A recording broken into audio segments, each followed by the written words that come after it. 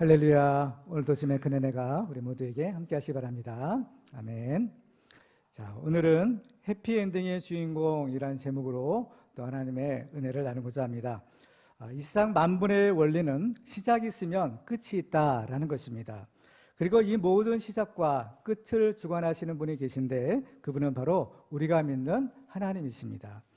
창조주 하나님은 이 세상을 만드시고 지금 이 세상을 다스리고 계시는데 그 마지막에는 하나님의 심판으로 이 세상에 종말이 오게 될 것이다 라고 말씀합니다. 그래서 히브리서 9장 27절 말씀을 보시면요, 한 번 죽는 것은 사람에게 정해진 것이요 그 후에는 심판이 있으리니 라고 말씀합니다. 따라서 우리의 인생은 바로 끝이 좋아야 합니다. 시작과 과정도 물론 중요하지만 가장 중요한 것은 그 끝이 해피엔딩으로 끝나야 한다라는 것입니다. 오늘 본문은 비참한 죽음과 슬픈 울음소리로 시작하게 됩니다. 그렇지만 오늘 본문의 마지막 절은 그 성에 큰 기쁨이 있더라라는 말로 끝이 납니다. 그 결말이 해피엔딩입니다. 하나님이 함께 하시는 사람의 특징이 있습니다. 그것은 바로 그 사람의 결말이 반드시 해피엔딩이라는 것입니다. 비록 그 시작과 과정에 어려움이 있을지라도 하나님께서는 모든 것을 합력하여 선을 이루게 하시는 것입니다. 그러면 우리도 어떻게 하면 바로 이 해피엔딩의 축복을 받을 수가 있을까요? 오늘 본문에는 세 종류의 사람이 등장하는 것을 발견하게 됩니다. 그것은 사울과 또 사도들과 또는 또 하나는 빌립이라는 사람입니다. 우리는 이 세 사람을 특징을 중심으로 해피엔딩의 축복의 비결을 살펴보고 또 함께 은혜를 나누고자 합니다. 자, 먼저 등장하는 인물은 바로 사울이라는 사람입니다. 사울이 해피엔딩의 주인공이 될 수 있었던 까닭은 그가 거듭나서 새 사람이 되었기 때문입니다. 그러면 사울은 본래 어떤 사람이었을까요? 자, 오늘 보면 1절 말씀을 보시겠습니다. 사울은 그가 죽임당함을 마땅히 여기더라. 그날에 예루살렘에 있는 교회에 큰 박해가 있어 사도 외에는 다 유대와 사마리아 모든 땅으로 흩어지니라. 여기서 보면 사울은 그가 죽임당함을 마땅히 여겼다라고 했습니다. 그가 죽임당함, 바로 이 그라는 사람은 앞부분에 있었던 스데반을 가리키는 것이죠. 우리말 번역에는 바로 이 스데반이 죽임을 당했다라고 했는데요, 사실 원문을 보면 죽임을 당하다라는 말이 수동태가 아니라 능동태로 쓰여진 것을 발견할 수가 있습니다. 그래서 이 문장을 직역해 보면 사울은 스데반을 죽인 것을 마땅히 여기더라라는 것입니다. 그래서 이 해석이 옳다라는 확실한 증거를 우리가 발견하게 되는데 바로 앞부분에서 찾아볼 수가 있습니다. 사도행전 7장 58절 말씀을 보시면 성 밖으로 내치고 돌로 칠세 증인들의 옷을 벗어 사울이라 하는 청년의 발 앞에 두니라. 바로 이 스데반이 죽는 현장에 누가 있었느냐? 바로 이 사울이 있었다라는 것입니다. 그 사울은 스데반을 돌로 치는 사람들의 옷을 맡아 놓았던 것을 보게 됩니다. 그러니까 사울은 자기 손으로 직접 그 스데반에게 돌을 던지지는 않았을지 모르지만 사실상 이 사울이 이 모든 사건의 주동자였을 가능성이 매우 큰 것입니다. 그런데 참으로 신비로운 것은 이러한 사울을 하나님께서는 복음의 일꾼으로 삼으셨다라는 것입니다. 바울은 죄인 중에 내가 괴수다라는 말을 했습니다. 그러면서 디모데전서 1장 16절에서 이렇게 고백합니다. 우리 같이 한번 읽어볼까요? 시작. 그러나 내가 긍휼을 입은 까닭은 예수 그리스도께서 내게 먼저 일체 오래 참으심을 보이사 후에 주를 믿어 영생 얻는 자들에게 본이 되게 하려 하심이라. 아멘. 자기는 이 하나님의 긍휼하심을 입었다라는 겁니다. 그래서 자기가 이렇게 정말 폭행자요, 비방자요, 정말 이러한 정말 우리가 생각할 때는 아닌데 이런 사람은 아니다라고 생각했을 정도로 이러한 사람이었지만 하나님의 은혜와 긍휼을 입어서 예수 그리스도의 충성된 일꾼이 된 것입니다.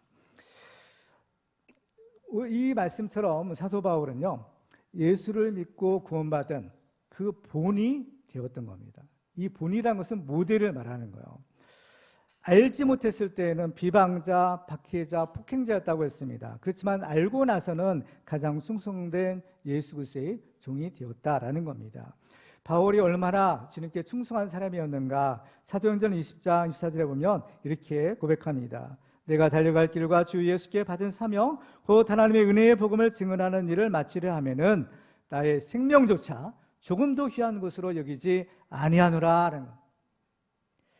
우리는 생각할 때 성경에 나오는 이러한 위대한 신앙인들은 우리와는 근본적으로 뭔가 다른 부분이 있을 것이다 라고 생각하는 경향들이 있어요.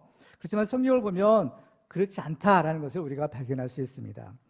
야고보서 5장 17절과 18절에 보면 이렇게 기록합니다. 우리 같이 읽겠습니다. 시작. 엘리야는 우리와 성정이 같은 사람이로되 그가 비가 오지 않기를 간절히 기도한즉 3년 6개월 동안 땅에 비가 오지 아니하고 다시 기도하니 하늘이 비를 주고 땅이 열매를 맺었느니라. 아멘. 이 엘리야는 어떤 사람인가? 하나님께 기도해서 응답받은 사람이죠. 하늘문을 그야말로 열기도 하고 닫기도 하는 이런 엄청난 능력의 소유자인 것입니다. 그렇지만 성경은 뭐라고 말씀하세요? 엘리야는 우리와 성정이 같았다라는 겁니다. 그러니까 이 말은 무슨 뜻인가 하면 엘리야는 우리와 다른 어떤 특별한 것이 없었다라는 겁니다. 그냥 우리와 똑같은 사람이었다라는 것입니다. 그러면 우리가 믿는 예수님은 어떠셨을까요? 예수님도 완전한 인간이 되어 오셔서 우리와 똑같은 육체를 가지고 사셨던 것을 보게 됩니다.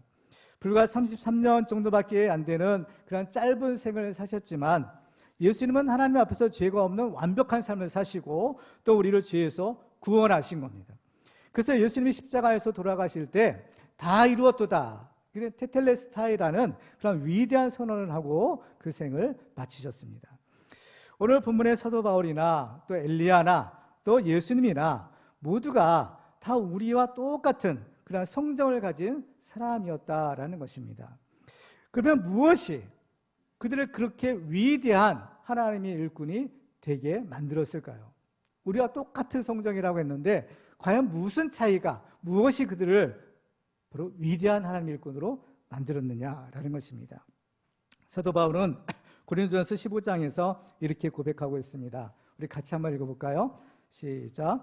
그러나 내가 나 된 것은 하나님의 은혜로 된 것이니 내게 주신 그의 은혜가 헛되지 아니하여 내가 모든 사도보다 더 많이 수고하였으나 내가 하는 것이 아니요 오직 나와 함께 하신 하나님의 은혜로다. 아멘.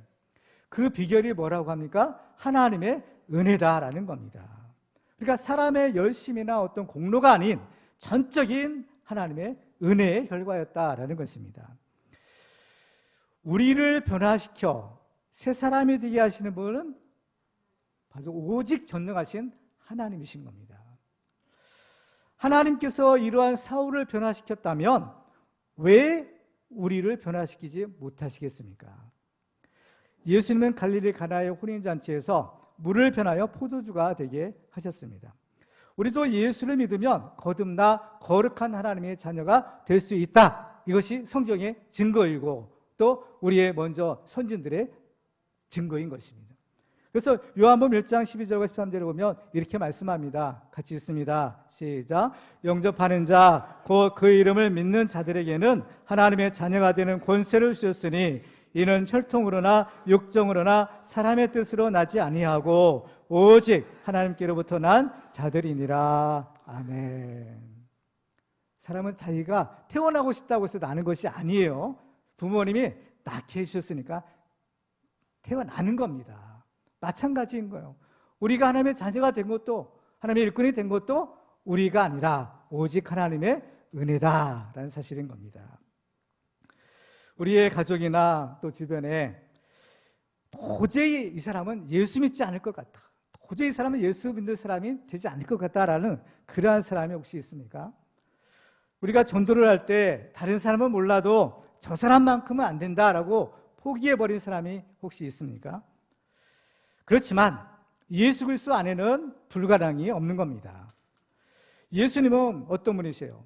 바로 이러한 사울도 변하여서 사도 바울이 되게 하신 분인 겁니다.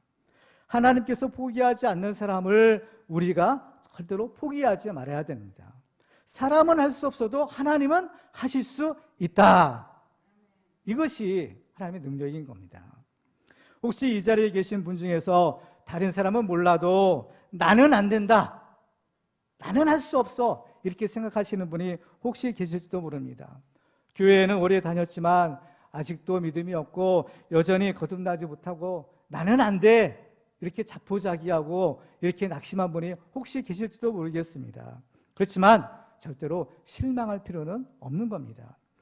우리를 창조하신 하나님은 또한 능히 우리를 변하셔 충성된 하나님의 일꾼이 되게 하실 수 있는 것입니다. 하나님은 지금도 살아계셔서 우리와 함께 하심을 믿으시기 바랍니다.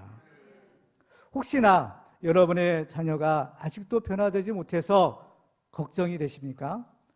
이 문제도 하나님께 맡기시기 바랍니다. 하나님께 기도하면 하나님이 일하시는 것입니다. 하나님이 반드시 여러분의 기도를 들으시고 여러분과 여러분의 자녀를 변하여 거듭난 새 사람이 되게 하실 줄을 믿으시기 바랍니다. 사울을 변하여 사도 바울이 되게 하신 그 하나님은 지금도 살아계셔서 우리를 거듭난 새 사람이 되게 하시기를 주님의 이름으로 축원합니다. 해피엔딩의 두 번째 주인공은 바로 사도들이었는데요. 이 사도들은 사명의 자리를 굳게 지킨 사람이었습니다. 이 사울은 스데반이 죽은 이후에도 교회에 대한 박해를 계속하게 됩니다. 그래서 3절을 보면 그 장면을 이렇게 기록합니다. 사울이 교회를 잔멸할새 각 집에 들어가 남녀를 끌어다가 옥에 넘기니라. 사울이 교회를 잔멸했다라고 했어요. 이 잔멸하다라는 말의 의미는 황폐하게 하다, 또 망하게 하다라는 그러한 뜻입니다. 그런데 이 단어는요, 어느 상황에서 이렇게 쓰였느냐면, 이제 그 짐승 중에서 이제 멧돼지가 있어요. 그래서 지금도 이제 시골에 가면 그 산에 사는 이제 멧돼지들이 농가에 내려와가지고 막 어떤 채소밭이라든지 이런 것들을 막 이제 망가뜨려 놓잖아요. 그러니까 그런 멧돼지가 땅을 헤집어 놔서 완전히 엉망으로 만들어 놓은 모습, 거기에서 이 단어가 유래됐다는 겁니다. 그러니까 마치 사나운 멧돼지가 잔뜩 성이 나서 온 땅을 파헤치고 흩어버리는 것처럼 사울은 그 교회를 흐트러버리고 망하게 하려고 했다는 겁니다. 그런데 이러한 사울의 박해에도 불구하고 교회를 지키려고 했던 사람들이 있었던 것이에요. 1절 말씀을 다시 한번 보실까요? 그날에 예루살렘에 있는 교회에 큰 박해가 있어 사도 외에는 다 유대와 사마리아 모든 땅으로 흩어지니라 라고 했어요. 예루살렘 교회에 가해진 박해는 그냥 감옥에 갇히고 재산을 빼앗기고 뭐 이런 것으로 그치는 것이 아니라 가장 중요한, 가장 소중한 목숨을 잃을 수도 있는 아주 심각한 박해였다는 겁니다.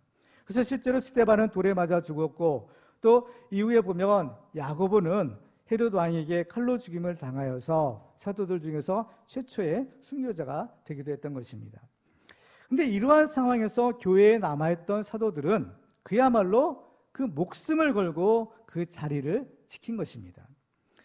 그렇다면 이 사도들은 처음부터 아주 용감한 사람들이었을까요? 그야말로 목숨 걸고 그 자리를 지켰는데 얼마나 용감한 사람들이에요. 그러면 이 사람들이 과연 처음부터 이렇게 아주 용감한 사람들이었을까라는 것입니다. 성경을 보면요, 그렇지 않았다라는 것을 우리는 알 수 있어요. 그들은 사도라고 했습니다. 사도라는 것은 예수님의 가까운 제자들이었죠. 예수님의 12제자들, 바로 그런 제자들이 이제 사도라라는 이런 일컬음을 받게 되는데, 그들은 예수님의 제자였음에도 불구하고 예수님을 버리고 도망한 경험이 있었던 겁니다. 예수님께서 십자가를 앞에 두고 말씀하십니다. 마태복음 26장 31절에 보면요, 그때 예수께서 제자들에게 이르시되 오늘 밤에 너희가 다 나를 버리리라. 기록된 바 내가 목자를 치리니 양의 떼가 흩어지리라 했느니라. 예수님께서 이제 경고를 하신 거예요. 그러니까 뭐 제자들이 깜짝 놀란 겁니다. 야, 우리가 어떻게 주님을 버리고 도망갈 수 있겠습니까? 나는 아니죠. 나는 아니죠. 나는 절대 그렇지 않겠습니다. 라고 맹세했던 거죠. 그렇지만 결과는 어땠나요? 결과는 예수님 말씀하신 대로 그대로 된 거예요. 마태복음 26장 56절에 보면 이에 제자들이 다 예수를 버리고 도망하니라. 다예요. 다 예수를 버리고 도망했다라는 겁니다. 특히 예수님의 수제자였던 베드로의 경우를 보면요, 더 심각한 겁니다. 마태복음 26장 74절 75절을 보시면 그가 저주하며 맹세하이르되 나는 그 사람을 알지 못하노라 하니 곧 닭이 울더라. 이에 베드로가 예수의 말씀에 닭 울기 전에 내가 3번 나를 부인하리라 하심이 생각나서 밖에 나가서 심히 통곡하니라. 그야말로 철저하게 실패한 제자들의 모습이 아닐 수가 없는 것입니다. 그러니까 지금 이 예루살렘 교회를 지키고 있는 사도들, 그 사도들은 과거에는 어땠느냐? 다 예수를 부인하고 심지어 예수를 버려두고 뿔뿔이 흩어져 도망했다는 겁니다. 이랬던 사람들이 어떻게 지금 이 목숨을 걸고 그 교회의 자리를 지키고 있을까? 과연 무슨 일이 있었기에 그들이 이렇게 완전하게 변화된 사람이 될 수 있을까요? 그 이유가 있어요. 그 해답은 바로 그 사람들이, 그 제자들이 부활하신 예수님을 만났기 때문인 겁니다. 부활하신 예수님은 갈릴리 바다에서 고기 잡던 제자들을 다시 찾아오셔서 베드로에게 내가 나를 사랑하느냐 3번 물으시고 내 양을 먹이라 라고 그 사명을 회복시켜 주셨습니다. 그래서 이제 제자들은요, 예루살렘을 떠나지 말고 아버지께서 내게 약속하신 성령을 기다리라, 그 예수님의 말씀에 순종해서 오순절 마가다락방에 모인 겁니다. 그래가지고 열심히 기도한 중에 약속하신 성령을 받게 돼요. 성령을 받고 나니까 그죠? 담대하게 이 복음을 전할 수가 있었다라는 겁니다. 전해져 내려오는 베드로의 순교 일화에 의하면요, 이 베드로가 이제 로마에서 이제 사역을 했는데 그만 그 로마에 큰 박해가 생깁니다. 그 당시 로마 황제가 이제 네로 황제라고 아주 유명한 폭군이었죠. 그래서 이제 너무 이제 큰 이제 박해가 일어나니까 베드로도 이제 살기 위해서 이제 로마를 빠져나와서 도망을 가고 있었던 겁니다. 근데 한참 가다 보니까 저쪽에서 아주 찬란한 빛이 이렇게 자기 쪽을 향해서 다가오는 것을 보게 돼요. 그래서 자세히 보니까 바로 그 빛 가운데 바로 예수님이 계시는 겁니다. 그래서 이 베드로가 깜짝 놀라서 땅에 엎드려서 쿠오바디스 도미네라고 불렀다는 거예요. 쿠오바디스 도미네, 이 말은 무슨 뜻인가 하면 이게 라틴어인데요. 이 말은 주여 어디로 가시나이까? 주님 어디로 가십니까? 그러니까 예수님이 뭐라고 하시는가 하면 십자가에 다시 못 박히러 로마로 간다, 이 말씀을 하셨다는 거예요. 그러니까 이 말을 들은 베드로는요, 그 즉시로 다시 로마로 돌아갔다는 겁니다. 그리고 거기에서 십자가에 거꾸로 매달려 순교를 당하는 겁니다. 이러한 베드로의 죽음에 대해서는 예수님께서 이미 말씀해 주신 적이 있었어요. 요한복음 21장 18절과 19절에 보시면요, 내가 진실로 진실로 네게 이르노니 내가 젊어서는 스스로 띠띠고 원하는 곳으로 다녔거니와 늙어서는 내 팔을 벌리리니 남이 내게 띠띠우고 원하지 아니하는 곳으로 데려가리라. 이 말씀을 하심은 베드로가 어떠한 죽음으로 하나님께 영광을 돌릴 것을 가리키심이로라. 예수님은 이미 아셨어요. 뭐냐? 바로 이 베드로가 바로 순교를 할 것이다. 그렇죠? 예수님처럼 그 십자가에서 죽을 것이다. 예수님께서는 그것을 아시고 얘기해 주신 겁니다. 근데 지금 베드로는 어때요? 그 십자가 버리고 도망친 거예요. 그러니까 예수님께서 야, 네가 버린 십자가, 바로 그 십자가에 내가 다시 매달리기 위해서 로마로 간다라고 하신 것이 아닐까, 이런 생각을 해보게 됩니다. 오늘 본문에서 사도들이 그 목숨을 걸고 그 교회를 지켰듯이 오늘날 우리가 반드시 지켜야 될 사명의 자리가 있는 것을 발견하게 됩니다. 그 자리는 우리의 가정에서 남편과 아내의 자리일 수도 있고, 또 우리 교회에서 우리가 맡은 그 직분의 자리일 수도 있는 것입니다. 우리 교회에는요 3대 과제가 있어요. 혹시 아시나요? 비전도 있고 3대 과제가 있는데 그것이 바로 구원의 공동체, 축복의 공동체, 사명의 공동체를 이루자라는 것입니다. 그래서 우리가 지켜야 될 자리는 구원의 자리, 축복의 자리, 또 사명의 자리인 것입니다. 비록 그 자리가 우리가 원치 않는 힘들고 어려운 자리라 할지라도 그 자리가 하나님께서 우리를 믿고 맡겨주신 자리라면 우리는 목숨을 걸고라도 반드시 그 자리를 지켜야 될 줄 믿습니다. 그래서 우리가 이 하나님이 주신 그 사명의 자리를 굳게 지킬 때 우리의 가정과 또 우리의 교회와 또 우리의 나라를 지키는 하나님의 사람이 될 수 있는 것입니다. 사도들의 큰 박해 가운데서도 목숨 걸고 그 사명의 자리를 지킨 것처럼 우리도 하나님이 주신 그 사명의 자리를 굳게 지키는 축복의 주인공들 되시기를 주님의 이름으로 축원합니다. 자, 오늘 본문에서 이제 세 번째 등장인물은 빌립입니다. 이 빌립은 어떤 사람이었느냐 하면 바로 이 복음의 말씀을 전하는 사람이었습니다. 앞서 등장한 사도들은 목숨 걸고 교회를 지켰는데요. 빌립을 비롯한 많은 성도들은 그 박해를 피해서 그만 흩어지고 말았습니다. 그래서 1절을 다시 한번 보시면요. 하반절에 보면 그날에 예루살렘에 있는 교회에 큰 박해가 있어 사도 외에는 다 유대와 사마리아 모든 땅으로 흩어지니라 라고 했어요. 흩어진 사람들, 지켜야 되는데 지키지 못하고 그 박해가 두려워서 흩어졌던 사람들, 도망친 사람들, 어떤 이 사람들은 사명을 감당하지 못하고 실패한 것처럼 보일 수도 있습니다. 그렇지만 사람을 실패한다 할지라도 하나님은 절대로 실패하지 않으시는 겁니다. 오늘 본문에서는 박해를 피해 흩어진 사람들이 무엇을 했는지를 이렇게 기록합니다. 4절을 볼까요? 같이 한번 읽어보겠습니다. 시작. 그 흩어진 사람들이 두루 다니며 복음의 말씀을 전할세. 아멘.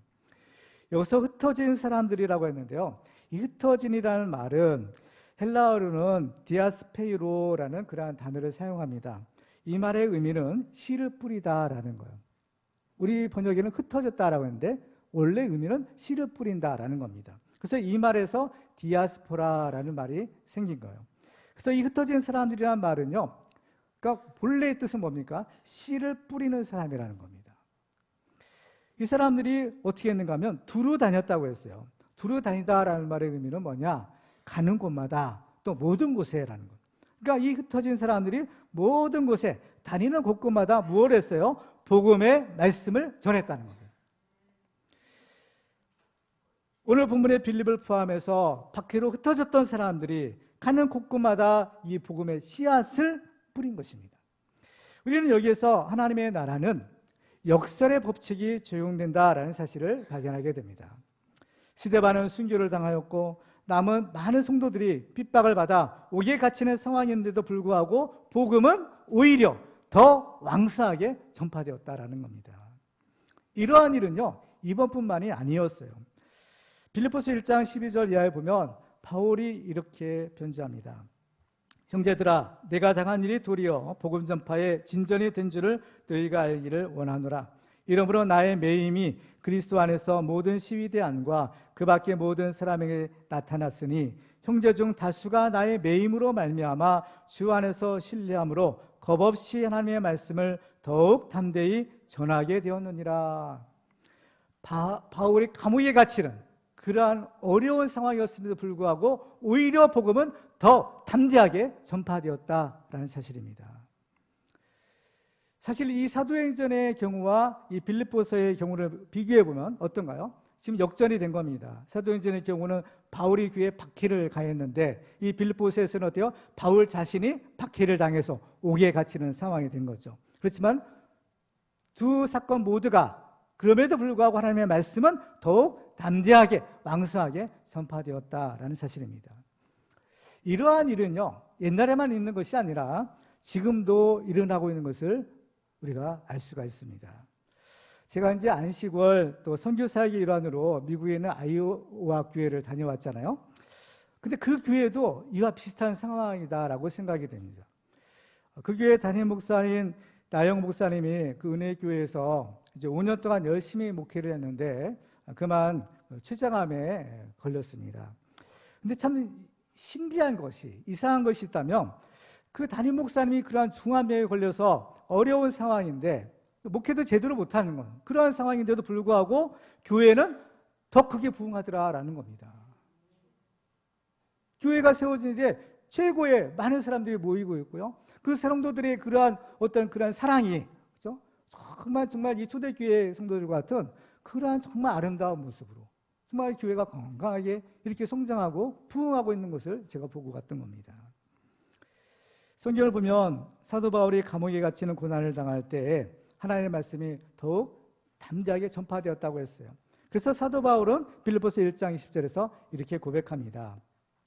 우리 같이 한번 읽어보겠습니다. 시작.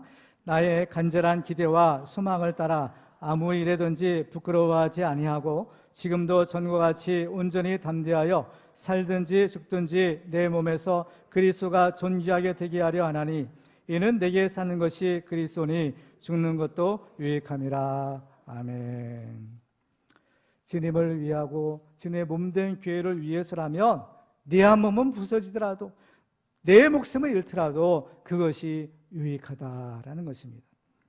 오늘 우리가 부른 찬송가 323장을 보면 부름받아 나서니 이 찬송이잖아요. 그 가사를 보면 참 은혜가 되는 것을 보게 됩니다. 부름받아 나서니 어디든지 가오리라. 괴로우나 즐거우나 주만 따라 가오리니 어느 누가 막으리까? 죽음인들 막으리까? 어느 누가 막으리까? 죽음인들 막으리까? 악을 골짝 빈들에도 복음 들고 가오리라. 소돔 같은 거리에도 사랑 안고 찾아가서 종의 몸에 지닌 것도 아낌없이 드리리라. 종의 몸에 지닌 것도 아낌없이 드리리라. 존귀 영광 모든 권세 주님 홀로 받으소서. 멸시천대 십자가는 제가 지고 가오리라. 이름 없이 빛도 없이 감사하며 섬기리라. 이름 없이 빛도 없이 감사하며 섬기리라. 아멘. 그렇습니다. 사도 바울이나 또 오늘 본문에서 흩어졌던 사람들이나 바로 이러한 각오를 했기 때문에 그들은 어디를 가든지 담대하게 이 복음의 말씀을 전파할 수가 있었던 것입니다. 특히 오늘 본문에 있는 빌립은 흩어진 사람들, 이 디아스포라를 대표하는 사람입니다. 바로 이 빌립이 복음을 전했는데 빌립이 복음을 전한 곳이 어디였느냐? 바로 사마리아 성이었다고 했어요. 오늘 5절을 보시면 빌립이 사마리아 성에 내려가 그리스도를 백성에게 전파하니 라고 말합니다. 이 사마리아 사람들은 그 당시 유대인들과 서로 원수처럼 지냈던 사람들입니다. 옛날에는 물론 형제지간이었지만 지금은 서로 틀어졌어요. 그래서 상종조차 하지 않는 사이인 겁니다. 그렇지만 예수님을 보시면 예수님의 그 공생의 사역을 보면요, 예수님이 그 사마리아 성에 가시는 겁니다. 원수를 사랑하라 하신 예수님께서 친히 그 사마리아 성에 데려가 복음을 전하셨던 겁니다. 그래서 예수님께서는 그 사도행전 1장 8절에 그 지상 명령을 주실 때도요, 이 사마리아를 말씀하셔요. 사도행전 1장 8절 말씀을 같이 읽습니다. 시작.